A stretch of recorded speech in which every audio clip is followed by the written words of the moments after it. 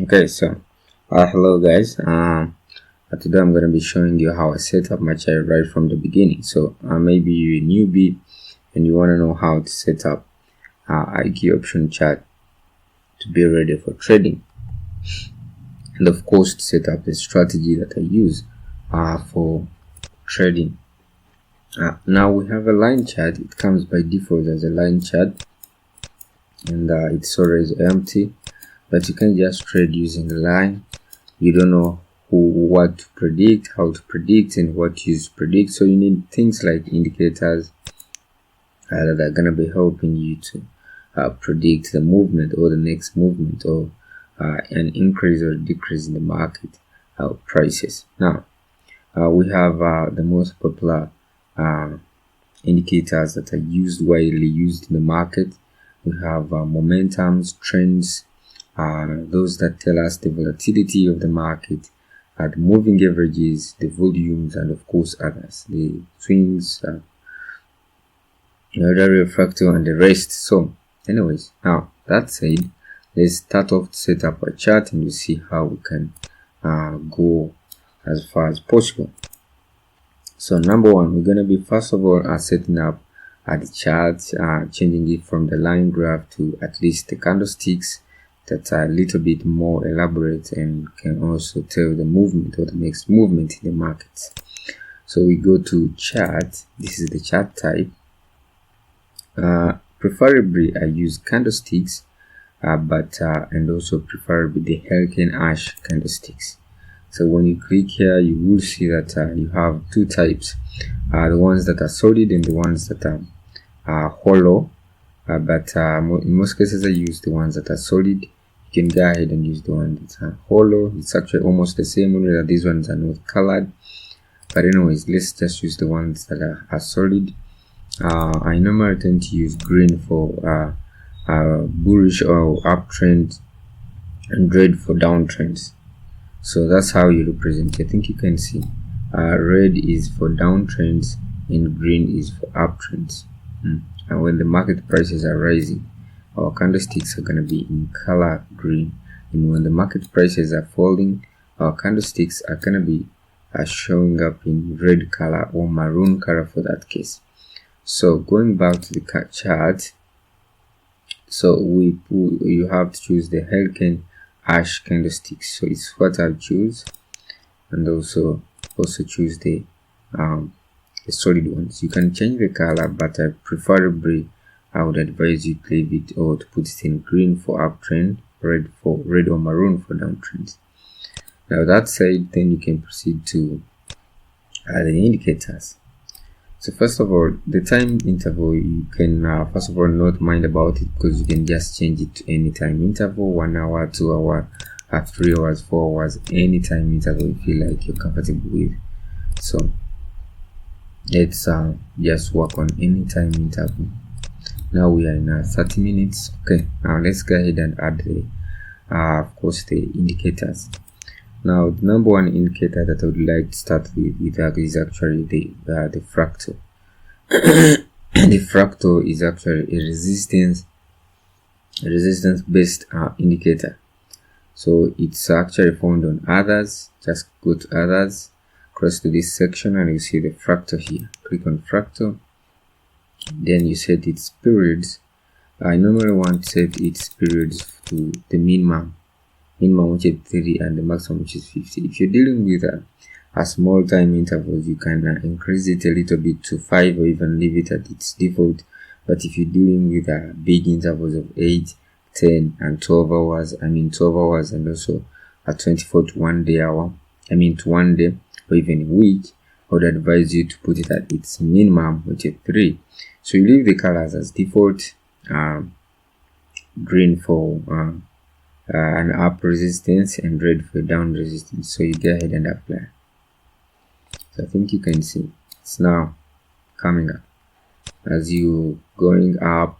So this was an uptrend, but when you reached at this point, the fractal indicator brought a resistance showing you that you're going to be experiencing a pushback to the downtrend, and that happened.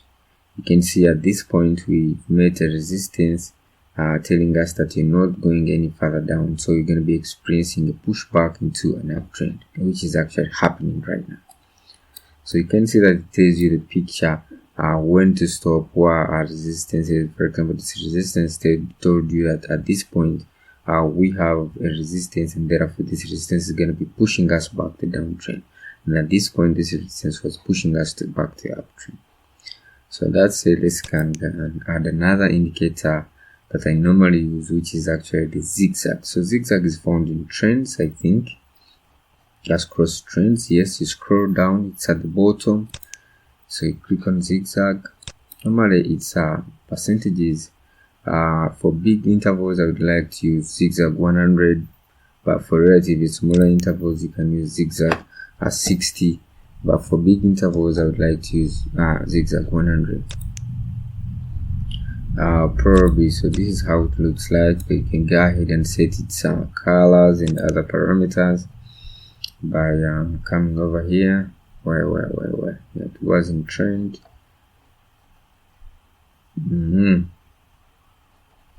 Where is our zigzag? So we're going to be changing its color. Here we shall be choosing from red or maroon for a downtrend and green for an uptrend. So you can choose the thickness of the color, which is I want it to be a little thicker, and you go ahead and apply. So as you can see, at this point the zigzag green comes telling you that you're going to be heading for an uptrend. So this is the uptrend that formed, and at this point the zigzag red comes telling you that you're going to be heading for a downtrend, and therefore this is the downtrend that we have experienced. And at this point still it tells you that now we're heading for a clear uptrend, and now you can see from this point we went through up to this point into an uptrend, and at this point it tells you clearly that you're heading for a downtrend, and that's why you can see that you're heading for downtrend. And most probably if you're entering at this point, it's actually better to enter a downtrend because it's what the zigzag has told you. You can just put a 2% for it to close as fast as possible, and then you go ahead and analyze another indicator. So that's zigzag. Now I would like to add another indicator, which is called the Ulsan Oscillator. Ulsan Oscillator. Yes, it's actually found in is it trends? No, it's actually momentum. So you go for momentum, you will find it's actually here, Ulsan Oscillator. Click on it. It's actually in 3 phases. The slow period for the first phase is 136, and then the first period for this first phase is 14. I would like to set it at that, and then so go ahead and apply. So this is our first Ulsan Oscillator. This is how it looks like. You can see it predicts an uptrend whenever it starts. So let's go ahead and add another Ulsan Oscillator, which is in momentums. Now the one we're going to be adding, I think let's just put it at 60, and the period you can just leave it at about 6. I think would be enough, and then you apply. So this is what we have for the second period. So this is Ulsan Oscillator 66. Now we can go ahead and add another Ulsan Oscillator, which is 33 or 32, and the slow period would be probably 4 can work. You can go ahead and apply. So you can see this is how it's going to be working.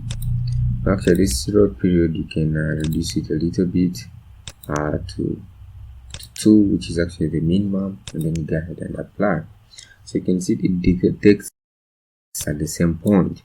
For example, this candlestick was a candlestick of a downtrend, and therefore the first Ulsan Oscillator detected it at this point. You can see that it's actually at the same line, and therefore it's a very good or a perfect prediction that the market was going to be falling, and indeed the market fell. The price in the market fell. So now let's go ahead and add another indicator, which is the most importantly, we add the volumes. So you're gonna head volume. Net volumes is actually the preferable volume that we use. So the source, the first net volume source, we use close. Then the color is actually by default, which is a deep blue, both for the baseline and for the net volume. But the baseline, you have to drag it here and make it a little bit solid. Then you can make this also a little bit solid and also bigger, such that you can see what is happening. Now looking at this net volume is also a perfect predictor. Look at this point. It crosses to the downtrend, crosses the baseline to downtrend to the down section, telling us that there will be a fall in the market, obviously market prices, and exactly it happened. From this point, the fall started off. Now we've closed in a positive 2% because of the perfect prediction. We have this guy crossing the downtrend, anticipating that prices will be falling, and also zigzag coming, also anticipating that prices will be falling. So a combination of all these, the Ulsan Oscillator, this and this, would actually mean that would make a perfect prediction. Okay, now let's go ahead and add another one, which is actually net volume also. Volumes, net volume, but this net volume in this case is the open, it's the one that opens the trend. Now we just have to put it almost in the same color just like the previous one. The baseline must be solid, so you drag this guy back here. It must be a little bit thicker for clarity, so we add that guy. So now this guy here, the net volume closes the uptrend. As we are heading for an uptrend, at this point crossed back to downtrend, showing that it has closed that uptrend, and therefore we wait for the net volume open to open the downtrend officially. So now you can see at this point the net volume open has opened the downtrend officially by crossing the baseline to downtrend and finding the net volume close also in the in the down section of the trend. So when does it open the trend? It opens the trend when it crosses to that section, to the same section where the net volume close is, and finds it there. But if it finds the net volume crossing back to the uptrend, then that will mean that it's actually a false trend. For example, this was a very perfect true trend, net volume crossing to the upper section, and therefore anticipating an uptrend, and you see the net volume open. It also crosses to the uptrend and finds the net volume close already there, and therefore they open a very good uptrend. But looking at this point where we have for example, you have at this point here, you have net volume crossing to the down section, and net volume open crossing to the upper section. This was a false trend. So that said, you can go ahead and add some other, which is actually an arrow. You can go ahead and add an arrow.